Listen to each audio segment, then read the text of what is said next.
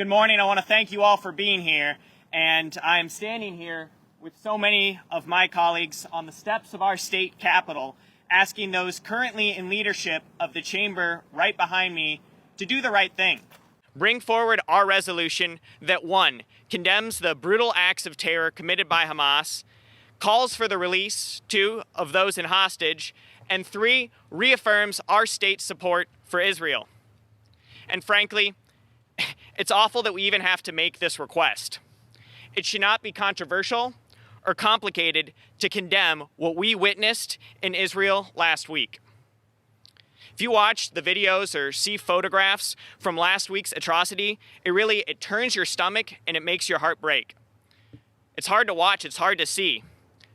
Children were murdered. Over 100 hostages remain in captivity, and at least 30 Americans were slaughtered. There is no excuse for this type of barbaric activity. There is no explaining or rationalizing those brutal acts of terror. When we see such horrific violence, it is incumbent upon our state government to lead, not to wobble, to clearly condemn wrong when we see it, not to equivocate. That is why we have drafted a resolution that does just that. It calls a spade a spade. Evil acts of terror were committed by Hamas. Yet sadly, the Democrat leadership of the Michigan House of Representatives, they refuse to take a stand. They refuse to condemn these acts and refuse to call for the release of those civilians currently held in hostage. And that is a moral failure. That is not leadership. That is wrong. And that failure, it resonates and reflects so poorly on our state. Is this really the message that we want to send to those who lost loved ones? Is this how we want our nation and our world to look at our state? By remaining silent, it appears as if our state government is afraid and unwilling to condemn the largest killing of Jewish civilians since the Holocaust. So no, we cannot remain silent. We cannot afford to equivocate. It is important that we condemn the abhorrent barbaric violence and reaffirm our support for Israel to defend itself. This is not complicated. It should not be controversial. And because of that, I want to address just some of the thinly veiled criticisms lobbed at our effort here as well. So first off, I worked as an intelligence officer with the Defense Intelligence Agency in the Middle East, working on counterterrorism issues. I am familiar with the political dynamics and the lengthy history of the region. And we're not trying to legislate a peace plan here. We are attempting to condemn brutal acts of terror. If this legislature cannot even do that, we truly have no leg to stand on at all. And secondly, the state legislature, they've approved over 120 resolutions this year alone. And the Michigan State House, it has a long history of approving resolutions relating to international affairs, including in this very session.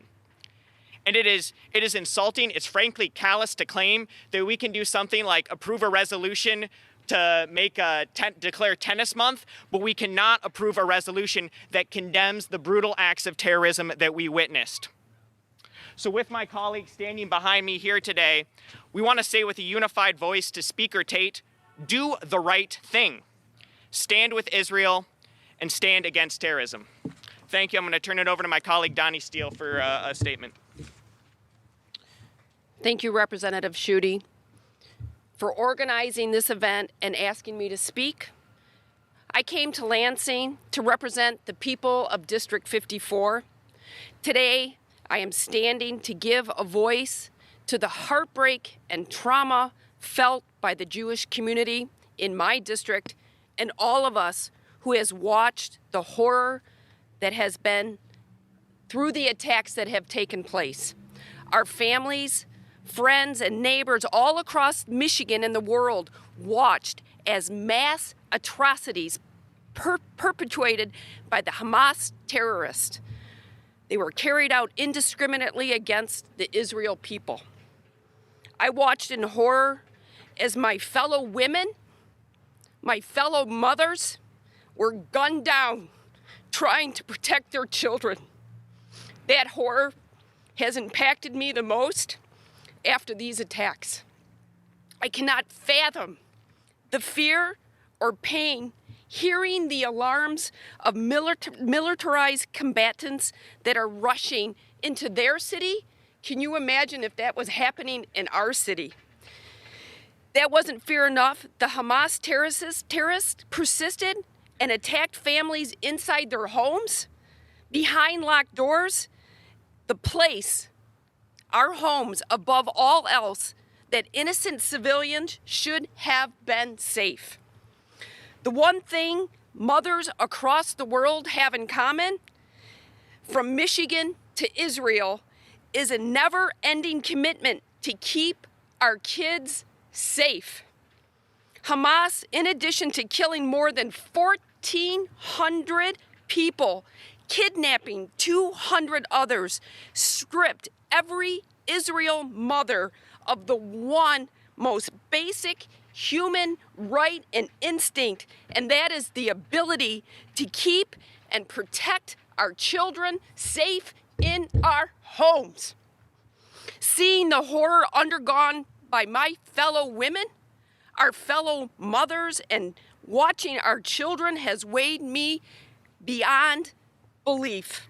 I have seen the photos and the videos where women were kidnapped, beaten, and murdered for the one thing that they are, women, taking care of their families and their homes.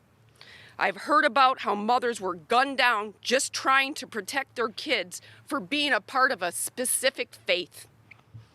Those images, those stories have shaken my community, and they are forever burned in my memory. I want us to do everything that we can for those who feel traumatized and targeted, that they are not alone. I want to show the world that Michigan, all of Michigan, stands for the victims, and that we are joining the rest of the world in calling for the safe release of those men, women, and children who were taken hostage. So today, thank you for being here. Thank you for everybody else being here. Thank you for listening to us stand to please hear our voices and the communities, voices within our communities, and ask Speaker Tate to stand with us and condemn these violent attacks. Let's put aside any internal squabbles and show that we stand for these innocent families who are irreparably damaged by the actions of the Hamas terrorists. Thank you for being here.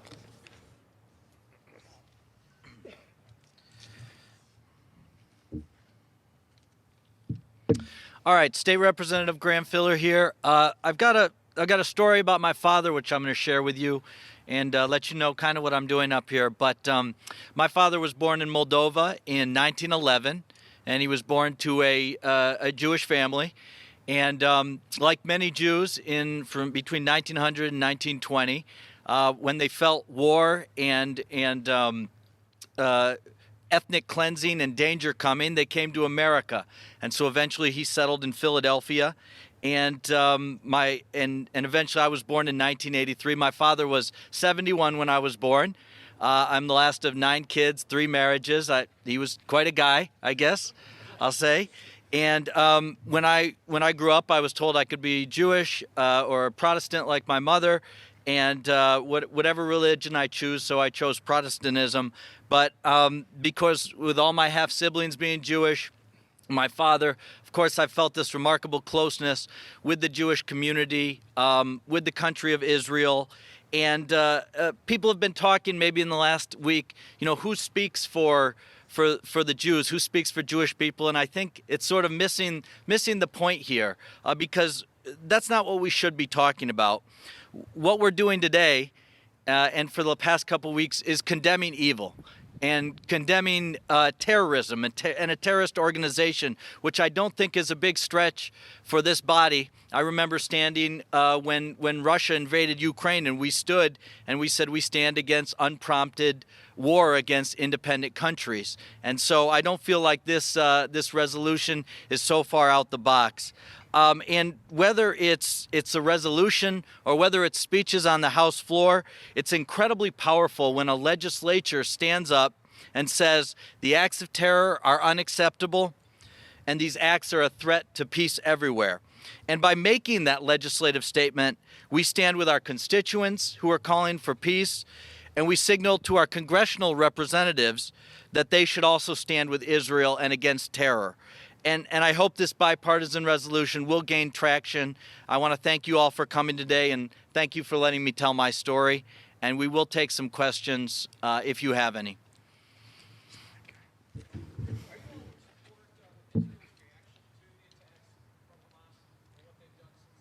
So, what our resolution very clearly states is, one, it condemns the horrific acts of violence that we witnessed committed by Hamas. Two, it calls for the release of hostages. There are nearly 200 civilians still in hostage. And three, it does assert that Israel has a right to defend itself against acts of terror. So that's what this resolution does here today.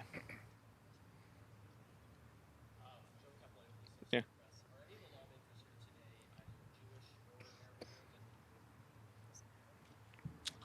So, what I can say, Joe, is that I'm not Jewish, and I don't presume to speak for the Jewish people. I also can't expect to know the depths of the pain that Jewish people have gone through after witnessing these attacks. But it shouldn't matter your ethnicity. It shouldn't matter your nationality to condemn the horrible acts that we saw perpetrated in Israel last week.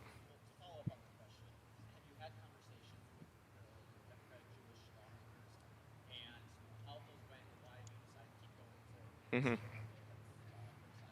Yeah, so the first person I sent a draft of the resolution when I had it was Samantha Steckloff. I was also had conversations with Jeremy Moss about that. I was working on the resolution. Noah Arbit is a co-sponsor as well, and Samantha, when I talked to her over the weekend, thanked me for what we were doing. So, it's unfortunate that politics get drawn into what is really should be non-controversial. That's condemning acts of terror.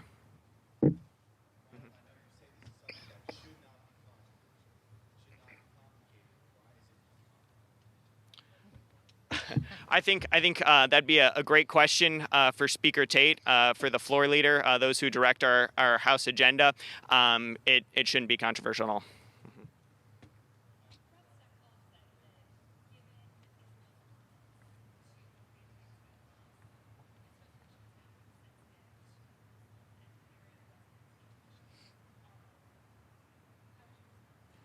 I don't think there's anything insensitive about condemning the horrible acts of violence that we saw. I don't think there's anything insensitive about calling for the release of hostages. So, yeah.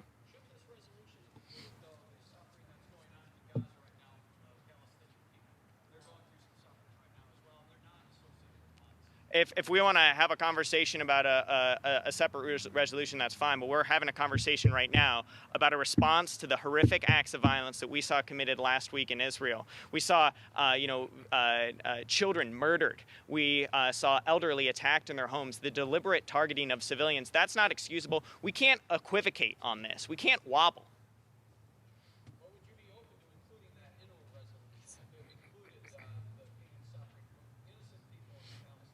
Yeah, we can have conversations. We should not have our hearts and our prayers go out to everyone afflicted in the region.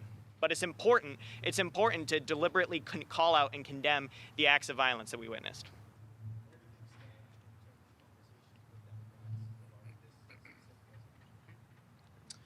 Yeah, we continue to talk to them and just bring up that this caucus stands against terrorism, and we want them to stand with us.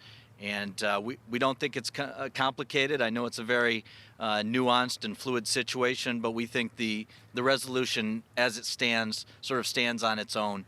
And so, as I mentioned, I would take statements on the floor. I know the House is a little different than the Senate, where they can give statements at the end, but I just think it's really powerful when we stand up in this very public body and speak against the terrorism.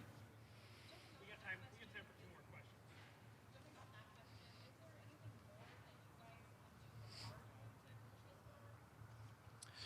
I don't think there's that much more to do. I've reached out to people who represent or work for my congressmen, just let them know my support of some of this. But yeah, there's not a whole lot beyond. We'd like to give a bigger voice to this resolution. Okay, thanks, guys. Thank Yeah, Thank you. Thank you, everybody. Thank you. Yeah.